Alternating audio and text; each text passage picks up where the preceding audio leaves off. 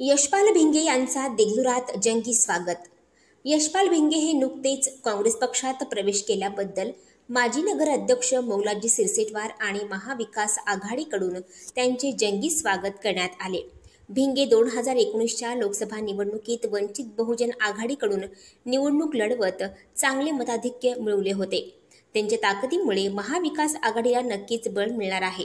या प्रसंगी यशपाल भिंगे म्हणाले की काँग्रेसच्या पडत्या काळात माजी नगर अध्यक्ष मौलाजी सिरसेटवार यांनी काँग्रेसचा झेंडा आपल्या खांद्यावर घेत देगलुरात काँग्रेस जिवंत ठेवण्याचं काम करीत आहेत, असं त्यांनी आवर्जून सांगितलं.